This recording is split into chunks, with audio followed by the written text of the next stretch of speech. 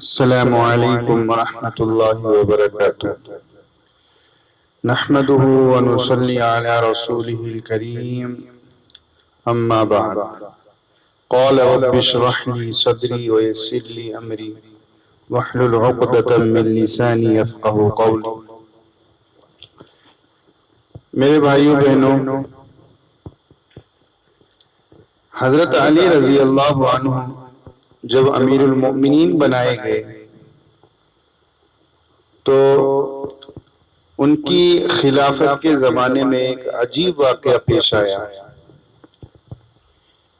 کہ وہ سفر میں تھے اور آپ کے ساتھ آپ کے بڑے صاحبزادے حضرت حسن رضی اللہ عنہ بھی ساتھ تھے اور آپ کے غلام بھی ساتھ تھے۔ آپ نے آرام کیا تو ایک یہودی آپ کی زرہ لے کر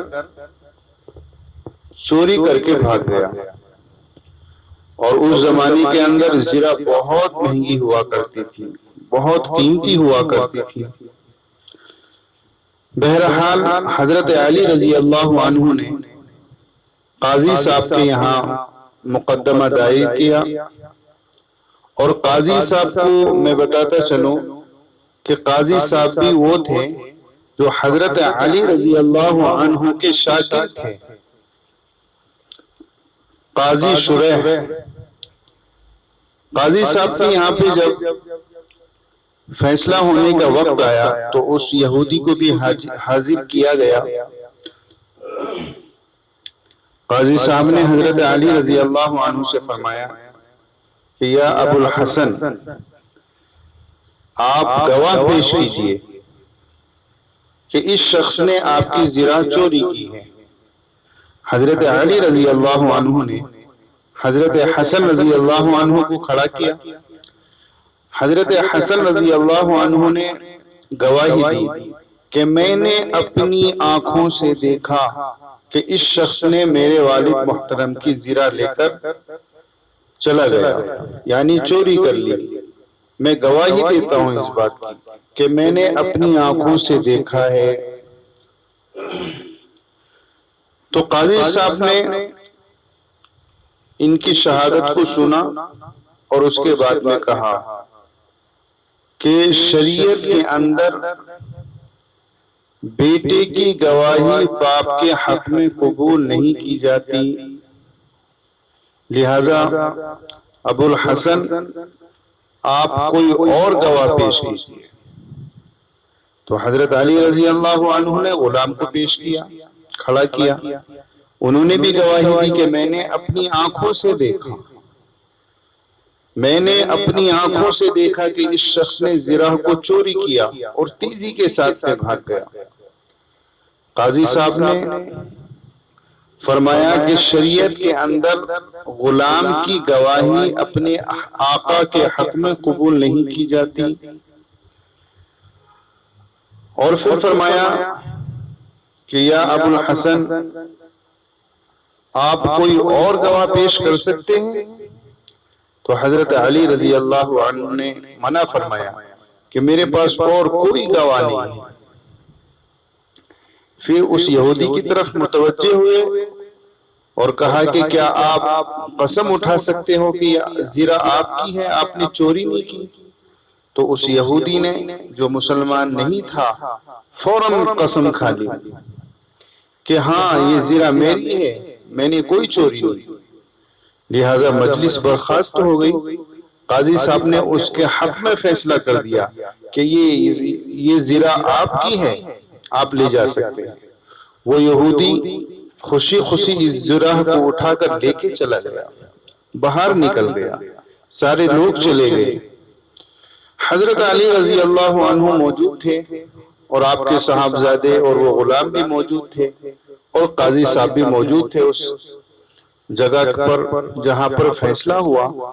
حضرت علی رضی اللہ عنہ نے قاضی صاحب کو بلایا جو آپ ہی کے شاگرد تھے، اور کہا کہ تم نے آج بہت بڑی ناانصافی کی ہے۔ اگر آج کے بعد آپ نے ایسی ناانصافی کی تو آپ اس کرسی کے لائق نہیں ہو، اتار دیے جاؤ گے۔ قاضی صاحب نے فرمایا کہ یا علی، میں نے تو خدا کی قسم شریعت کے عین مطابق فیصلہ کیا ہے، خدا کی قسم میں جانتا ہوں کہ آپ جھوٹ نہیں بول سکتے، اور میں جانتا ہوں کہ حضرت حسن رضی اللہ عنہ کبھی جھوٹ نہیں بول سکتے، نہ آپ کے غلام جھوٹ بول سکتے ہیں، لیکن کیونکہ شریعت کے مطابق آپ نے گواہ پیش نہیں کیے، جس کی وجہ سے میں نے اس کے حق میں فیصلہ کر دیا۔ تو حضرت علی رضی اللہ عنہ نے فرمایا کہ میں اس بات کو نہیں کہہ رہا ہوں، بلکہ تم نے ایک جگہ ایسی غلطی کی ہے کہ جو نہیں ہونی چاہیے تھی، اور وہ غلطی یہ ہے کہ تم جانتے ہو کہ عربستان یعنی عربوں میں اگر کسی شخص کو کنیت کے نام سے پکارا جائے تو اس کو باعث عزت سمجھتے ہیں، یعنی آپ کی کنیت تھی ابو الحسن، آپ کا نام تو حضرت علی تھا، لیکن کنیت ابو الحسن، اگر کسی کو عزت دے کر پکارنا ہو، بلانا ہو، متوجہ کرنا ہو تو اس کی کنیت سے اس کو پکارا جاتا ہے۔ تو تم نے مجھے میری کنیت سے پکارا، یعنی عزت دے کر پکارا، اور اس یہودی کو اس کے نام سے تم نے پکارا، لہذا تم نے مجھ میں اور اس میں برابری نہیں کی، مجھے تم نے عزت دے کر بلایا اور اس کو تم نے اتنی عزت نہیں دی جتنی مجھے دی۔ یہ بہت بڑی ناانصافی ہے، آگے سے ایسا نہیں ہونا چاہیے۔ میرے بھائیوں، سوچنے کی بات ہے، آپ بادشاہ ہیں مسلمانوں کے، آپ جو حکم دیں وہ ہو سکتا تھا، لیکن دیکھیے شریعت کے کتنے پابند ہیں۔ یہ نہیں کہا کہ میں تو امیر ہوں، میں تو بادشاہ ہوں، کیا تم کو میرے اوپر شک تھا کہ تم نے ایک یہودی کے بارے میں فیصلہ کر دیا؟ کیا میرے بیٹے حسن کے اوپر تمہیں شک تھا؟ کیا میرے غلام کے اوپر تمہیں شک تھا کہ تم نے اس کے حق میں فیصلہ کر دیا؟ یہ نہیں کہا، بلکہ یہ کہا کہ تم نے اس یہودی اور مجھ میں کیوں فرق کیا؟ مجھے عزت دے دی اور اس کو وہ عزت نہیں دی تم نے۔ یہ میرے بھائیوں، یہ اسلام ہے، یہ شریعت کی خوبصورتی ہے۔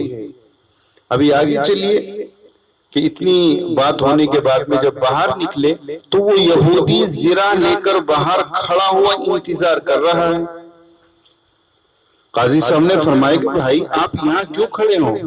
آپ کی زرہ ہو چکی ہے، آپ کے حق میں فیصلہ شریعت کے مطابق ہو چکا ہے، آپ چلے جائیے۔ تو اس یہودی نے فرمایا کہ اصل میں بتاؤں کہ میں کوئی چور نہیں ہوں، میں کوئی چوری کرنے والا نہیں ہوں، بلکہ میں اہل کتاب ہوں، میں تورات کا عالم ہوں۔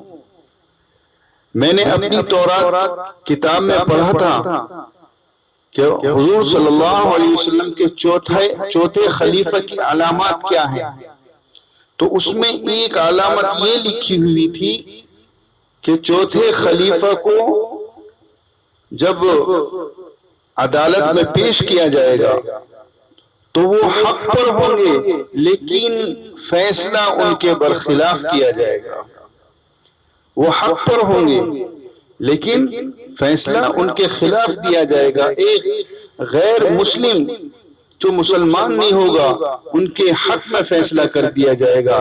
یہ شریعت، کیونکہ وہ گواہ پیش نہیں کر سکتے، وہ گواہ پیش نہیں کر سکیں گے اس کی بنا پر، حالانکہ وہ امیر المؤمنین ہوں گے، خلیفہ ہوں گے۔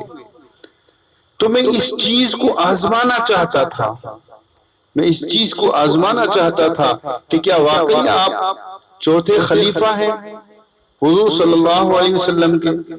تو میں نے آپ کو آزما لیا، یا علی یہ زرہ بھی تمہارا ہے اور آج سے میں بھی تمہارا ہوں، اللہ کے لیے مجھے کلمہ پڑھا دیجئے کیونکہ میں مسلمان ہونا چاہتا ہوں۔ کہ کتنا پیارا مذہب ہے، کتنا پیارا مذہب ہے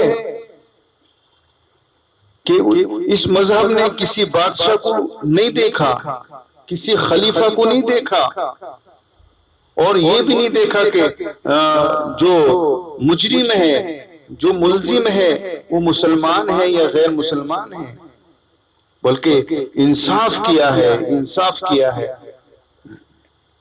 ایسا مذہب دنیا میں کہیں نہیں ہے، لہذا مجھے مسلمان بنا دیجئے۔ وہ کلمہ پڑھ کر مسلمان ہو گیا۔ میرے بھائیو بہنوں، یہ ہے شریعت، اور یہ ہے شریعت کی خوبصورتی۔ اس لیے میری آپ سب سے گزارش ہے کہ فیصلہ کریں، ماں باپ ہیں تو اولاد کے حق میں فیصلہ کریں، صحیح فیصلہ کریں، صحیح انصاف کریں۔